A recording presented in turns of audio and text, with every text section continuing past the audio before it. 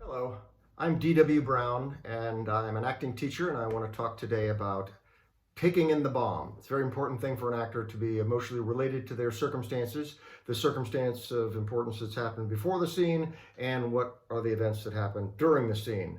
Now, it's extremely important to know how you feel about those events because that's what's going to give you your objective.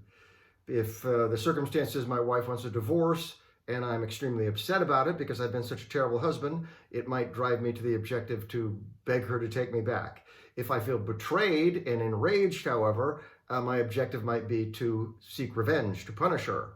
And if I'm elated about it, I'd be about going to celebrate with my mistress, a totally different objective. So it's very important to know how you feel about something in order to get to your objective, which is crucial to the playing of a scene. But also in your believability, the audience is looking for you to represent what the feelings would be if that were not a fictional event, but an actual event happening to you. So every event that you go through is experienced on two separate meters. One is how strange that thing is, and one how significant it is. So the death of an elderly person, your 97-year-old grandmother, that is not a surprising event. It could be hugely significant, however, maybe that she raised you more than your own mother did, but it's not surprising in the way that a teenager dying would be, right? So then you have events that are very surprising, but aren't necessarily all that significant. You have coincidences. Oh, isn't that so surprising? Anyway, we're easy to put that aside. The big, huge experiences will tend to be things that are both significant, impactful, and bizarre. But it's your job to represent those qualities and to take in the bomb, the way you process. It's kind of a difficult thing to talk about, really, because it's really happening in a non-verbal part of yourself, the right brain, if you will. But every event must be surprising, even if it's something that is predictable. It's still to be portrayed by you as surprising. My brother's wife died. She was diagnosed with non-Hodgkin's lymphoma, and she died almost within a month of the 10-year diagnosis they gave her as to how long she would live. I was there when the doctor, tall bearded guy, told my brother that she probably wouldn't wake up, and my brother said to him, "This is so surprising and sudden." But the guy, was kind, said, "No, it's not really that surprising." But even so, I like to say you never get used to your dad being a bastard or your sister being an angel. Your dad comes home in the scene and says, still hanging out and doing nothing all day, and your character's line is, "I've been looking for work all day." So you could play it logically. Well, obviously the man's a pain to this kid his whole life, so why should he be surprised by it? Deliver the line, "I've been looking for work all day, Dad." But that's going to be less interesting than the fact that you never get used to what a bastard this guy is. "I've been looking for work all day, Dad." Like, why do you have to be like this? And by the same token, you never get used to how cute your child is or angelic your sister is. You come home from a 14-hour shift and she's got a meal for you. What did I do to deserve a sister like you? Not, "Yeah, well, she's always doing nice things. That's the way she is." So to continuously be surprised, it's just a matter of degree. Now, the way a bomb goes off in you, the event goes off in you, is very much to do with how surprising it is, right? Nevertheless, and significant, how surprising and significant it is, how it comes in. So if it's a small event, then, "Oh, really?" And I get over it. A bigger event, "Oh my God," and it keeps playing on you. And there will be some events that your character will never, as we in life, will never be able to fully process the magnitude of a trauma on a large scale or in a very particular kind of surprising betrayal, let's say. You will never get used to it. The whole of your life be trying to process that event. In my experience, actors, I give this note a lot, actors have a difficult time staying in the state of disorientation. In fact, I will say, the big issue in acting is, I could have this sign on the wall, "I will be disoriented." The big issue in acting is the desire not to appear disoriented in public because you were so shamed as a child for being, not with it. So everybody wants to get over the surprise too fast. So somebody says something to you, I'm divorcing you, or you're fired, let's say, the actor will have the experience, and then they will truncate that impulse wave. So they go, you can't do this to me. And now their feet are solidly underneath them, and they can deliver their line in what they think is an effective, firm way. But I'm always encouraging people to have, you can't do this, and have it still playing upon them like that, that you are zapped and zonked and disoriented. If you do not allow yourself the disorientation, then there's no way that you will be able to get to the amplitude later on in a scene that you would like to achieve without it being forced. Or sometimes I'll say without using arm strength, which some talented actors can do, but you're much better off if it comes in, you can't do this, and then it keeps playing upon you. I've worked for this company for 10 years. And then the wave maybe can come in, I'll sue you. But you can only get that amplitude if you allow for that stunned moment. I do this, I said wave is sort of like a tsunami, right? Like the wave pulls out. And it may be calm for a while. Well, you can't do this. My wife had a betrayal, and somebody personally betrayed her. And right after it, I said to her, well, you're doing pretty well with this, I think. And she went, oh, no, I'm not. Kind of like, oh, there's a storm brewing. You might want to, hide because the wave will be coming in. It's just maybe physics. You take a golf ball and drop it in a child's wading pool. It'll go blip.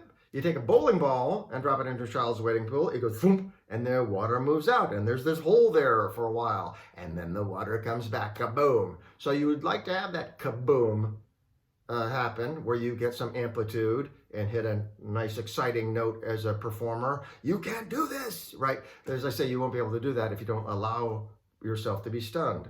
And yes, you can deliver dialogue while you're stunned. It doesn't have to be said in a very controlled and, firm fashion. So there's that. Another aspect of the bomb, I would say, is how again, it ties in with how surprising it is, how fast it gets processed. So if you've seen something coming, your dad's had 3 heart attacks. They say dad's had a heart attack and he's gone. You're not like, what? He was just playing tennis this afternoon, right? I do a scene, which is a great way for this actress to portray the kind of character of someone who feels that they are bad at love and a loser, when the guy says to her simply, I'm going to be going away for a while. And she takes that in, oh God, I know what that means. This is the breakup. Oh my God. So she takes it, another girl might be, what do you mean you're going to leave town for a while? Still a bomb, but it's of a different fashion, right? The way it's getting processed is different, the way it comes in. In this way, there's another aspect, which is interesting, that I'm directing actors, is the difference between an event that is a done deal, as opposed to there's maybe some salvaging. So as long as you feel there's a 1% chance that you can correct a situation, you fired me, and I'm not gonna, no, you can't get away with this. I will stay, oriented towards the objective of bettering my situation. If you know it's over, if the body is decapitated, you do not try to resuscitate it. So if you know, boom, that's it, then it gets processed in a different way. Strange, significant, but it gets processed in this different way. I am so screwed. And now, and by the way, in taking in a bomb, part of the bomb experience is as that wave goes out, the big wave comes in, but then subsequent waves will roll in as the ramifications, the permutations of that event. Now I have to tell my wife, or what am I going to do? My kid just, got into a college I won't be able to afford now that I've been fired. So new waves will come rolling in related to that event that you have experienced. So to do this is going to require a kind of trust that you can step out there into no man's land. John Keats, the great poet, writing an essay about Shakespeare, coined the term negative capability, which he described as the ability to be in mystery, doubt, and uncertainty without reaching for facts and reason. And it's not a bad tip for life, too. Life is going to be a constant flux. It's not going to be homeostasis. It's going to be allostasis. And Darwin said those that are the strongest and most intelligent will not succeed. It will be the most adaptable. So you as an actor, you got to allow yourself to be in this like unfirm place as you're getting in the rapids rolled by the circumstance, and not feel you're doing a job because you've got firm footing. So to allow this event to chaotically play upon you and the dialogue to just fall out of you, you will know what you're saying. You've looked at the dictionary, you know what you're saying, you know why you're saying it. You have some sense of what your objective is. But after that, you just give over and let the event play upon you however it might. It is your responsibility to work at the height of the meaning.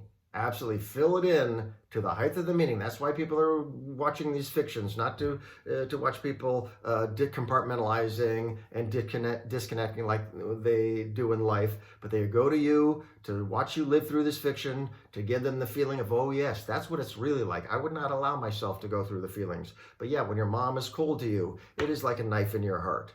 When somebody says some little nice, sweet smile, compliment, your heart does rise. So this is your job, to make the most of these events. And don't think that by making a big deal out of things that would be overacting. Overacting, make no mistake, is pretending to have feelings that you don't have.